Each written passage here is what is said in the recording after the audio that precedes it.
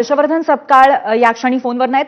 हर्षवर्धनजी, आपलं एबीपी माझामध्ये स्वागत आहे। आणि नुकतीच घोषणा केलेली आहे संजय राऊतांनी की दोन्ही बंधू एकत्रितपणे हिंदी सक्ती विरोधातला मोर्चा करणार आहेत। आपली प्रतिक्रिया, आपलं म्हणणं या संदर्भात? या झालेल्या सक्तीच्या निर्णयाच्या विरोधात काँग्रेस सातत्याने त्या विरोधात आहे, कारण या निर्णयाच्या मागे भाजपचा छुपा अजेंडा आहे। हिंदू आणि हिंदू राष्ट्र ही त्यांची मागणी आहे आणि याकरता मराठी नष्ट करू ते पाहत आहेत। आणि त्याकरता सर्वांनी एकत्र येऊन, मराठी माणसांनी एकत्र येऊन, सगळ्या अभ्यासकांनी एकत्र येऊन, मराठीच नव्हे तर विविधतेत एकता हीच भारताची विशेषता आहे। सगळ्या भाषा या गुण्यागोविंदांनी नांदल्या पाहिजे। त्याकरता सर्वांनी एकत्र येऊन याचा आपण पुरजोर पद्धतीने विरोध केला पाहिजे। आपण रस्त्यावर उतरलं पाहिजे, ही आमची सर्वप्रथम मांडलेली भूमिका आहे। आणि त्या भूमिकेच्या अनुषंगाने इतरही लोक जर तीच भूमिका मांडत असतील तर निश्चित त्याचं स्वागत आहे।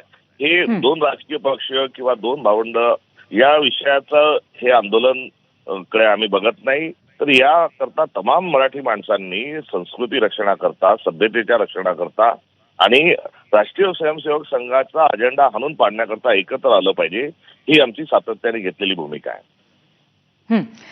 धन्यवाद हर्षवर्धनजी, तुम्ही आमच्याशी संवाद साधलात त्याबद्दल।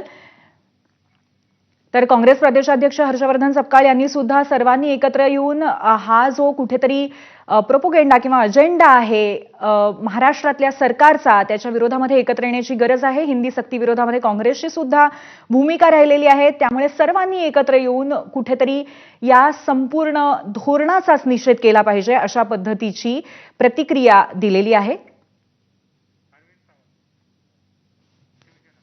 आपल्यासोबत शिवसेनेचे नेते अरविंद सावंत आहेत, आपण त्यांच्याशी संवाद साधूया। अरविंदजी, एबीपी माझा